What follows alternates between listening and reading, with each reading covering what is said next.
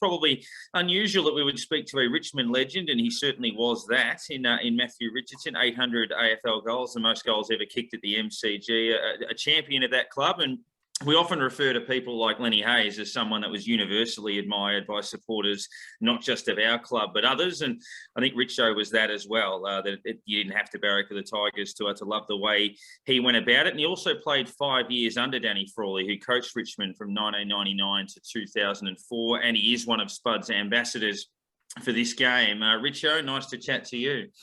Thank you very much. Good to be on board, and thanks for that introduction. Starting off with that coaching experience, obviously we admired Spud as a St Kilda captain and a champion fullback who you would have played against as well. But what was he like as a coach in terms of that whole package, tactical, motivational, etc.? Oh, I think the first thing we noticed when Danny rolled up was just his passion. He was very passionate, very emotional. He was still a young guy. He was a very young coach. He'd only been out of the game a few years. He'd been at Collingwood under Tony Shaw for a couple of years.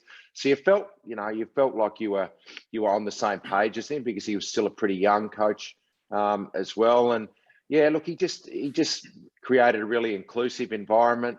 Him and Anita, all of the girls at the club felt really welcome. Anita really encouraged, everyone to get together as well. So just straight away, there was just a really good vibe with Danny and his family coming into the Richmond Footy Club. And as a coach, I would say he had a solid game plan that we all knew. Now, it wasn't rocket science back in the early 2000s, but we had 2 or 3 things that we did, and we had some other team rules that we couldn't do, and we all knew what they were. So we're all on the same page, and we had a bit of success under Danny in those first few years. Now, go back to the start of your playing career. You actually played St Kilda first up, and Danny was playing as an opponent. How did you see him? How was he to play against? Well, firstly, I just knew a lot about Danny because I was a person that really loved the game. I was a mad Richmond supporter, clearly, but I took an interest in all of the clubs and all of the champion players, and Danny was one of the champion fullbacks in the game. So as a kid in Tassie, I looked up to all of those guys, and Danny obviously was a big name in the game. So to actually get to then play on him in my first game, a little bit surreal, I guess, running onto the MCG for a start and then standing there. And, I played a little bit on Jamie Shanahan that day, and I think I had a little bit of time on Sean Ralph Smith. I bumped into him at the Moorabbin at the Danny Frawley Centre last week, and he brought that up. So, yeah, but I remember standing next to Danny and just the size of him. I was a little bit taller than him, but looking at him side on, he was a thick man, and I was pretty skinny at that point. I was probably only about 88, 89 kilos. I ended up being well over 100 kilos as a forward. So I had a bit of growing to do. And I looked at Danny and I thought, I'm not going to beat him physically, so we're going to have to do a bit of running. So you told the story earlier in the week about him after having run off him a couple of times. He said he was going to knock your block off if you kept running. So you kept running. What was his personality like as a coach, and how did that develop over time? I mean, we've heard over the last couple of years about his kind of softer side. Everyone knows his cheeky side and the aggressive side as a fullback. But what was he like, I guess, one-on-one as a bit of a mentor and a coach to you? Yeah, he had a lot of different aspects to him, Danny, and you summarised them there. He's a ferocious competitor. We know that. A very passionate person, but, he wasn't afraid to show his emotions as well. And we spoke about this at the launch of Spud's game a couple of weeks ago at Moorabbin, but I reckon he was ahead of his time with that. When I came into the game in the early 90s, sort of 1993 was my first year, there was sort of one size fits all approach, and it was sort of knock people down, only the tough guys survive sort of thing. And, it was a pretty macho sort of alpha male environment. But Danny was one of the first, well, probably the first coach that I had that sort of showed his emotions, encouraged you to open up and be a bit vulnerable. And, if you're feeling a bit down, don't be afraid to express that. And then if you're feeling good, express that as well. But it created open dialogue. And, I think it was a really important part of who he was as a person. And he certainly brought that across the playing group as well. What does it mean to you to be involved in this? And I guess by extension to that, how proud have you been of Spud? Were you post his coaching career with everything that he did in that mental health space and pushing that message forward of opening up and that sort of thing? Yeah, very proud of him. I mean, I used to see Danny a lot in the last sort of, in my 10 years plus in the media. I mean, we were working alongside each other. We did the All-Australian committee together for years, 6 or 7 years together on that. We went away and did some country trips together with Brian Taylor and a lot of the current day players and past players. We'd go to country towns and during the finals and did footy clinics. So spent a lot of time with Danny.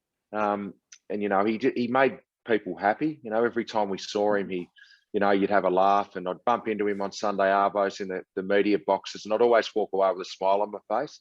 And I guess at times, there were probably times where Danny wasn't feeling that good in those conversations. He still made you feel good. So to then actually open up and get people to talk about their issues and face their problems and be open about them and be able to talk about them, I think it's very important, the work that he did. And, it's something probably more prevalent than ever at the moment with what, the world's gone through with COVID. I think there's a lot of people probably struggling in a lot of different ways. So it's more important than ever to open up, pick up the phone, have a chat to a mate, check in on a mate if you're worried about them.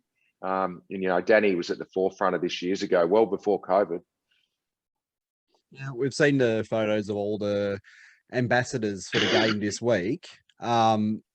You've all had your own football with your own message on the ball. What was the message you wanted to bring across for this day? I think it's just an opportunity, footy clubs and football in general and the community that we're involved in. You go to the footy and you sit around with a lot of people at the footy and a lot of people that play, and it's an environment where you can get together and be open and talk and get people together and have a good time. But it's also a time where you can chat and be around people and be connected and, not isolate yourself. And I think that's what footy does. It brings people together, gets you out of the house, gets you together in a community and gives you people to be connected to. And once you're connected to people, it gives you the opportunity to open up if you've got any problems. So that's what I see footy doing, and this game being able to do as well, to spread that message. Richo, last one from me, mate. But favorite memories of Spud? We've obviously seen footage of him in the coach's box, and he had the ability to lose the plot every now and then. We've heard some stories from yourself over the years. The under the pump story, blowing up the footies in the team rooms and that sort of stuff. But is there a favorite moment of yours in your time with Spud that you want to share with footy fans? Yeah, I think, a couple of the stories are well known. The night he had to go and pick up our star ruckman, Brad Ottens, from the East St Kilda police station on Chapel Street. Haven't got time to tell that story now, but it's in footy folklore a little bit. Most people know that one now. The under the pump one, that was right before Danny sort of got the sack from Richmond, and that sort of summed him up as well. Just his ability to bring a sense of humour to things, because he really was under siege at that time. I remember the day that it happened.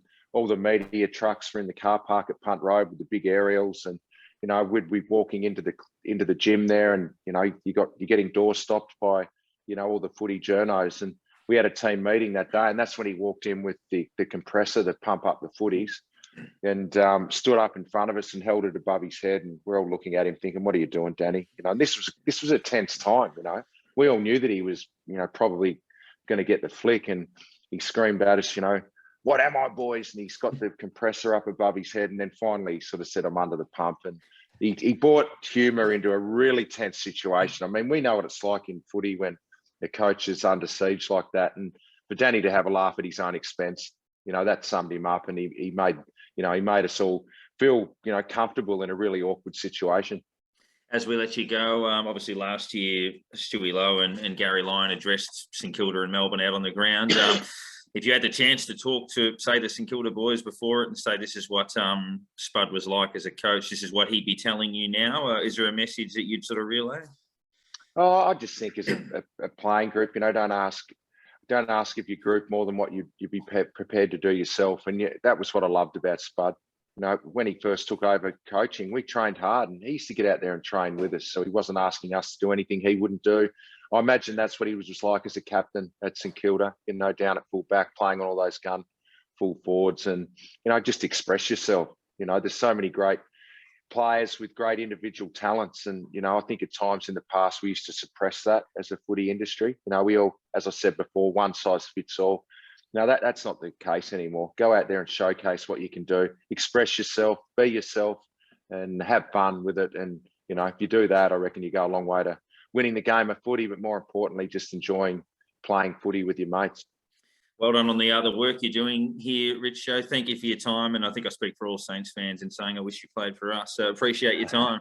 Well, I actually played mini league for the Saints, and Tony Locker once came all the way down to Tasmania to our little junior footy club on the northwest coast and presented the trophies at our best and fairest nights. So I thought the Saints were pretty cool back then. Thanks, mate. Thanks, guys.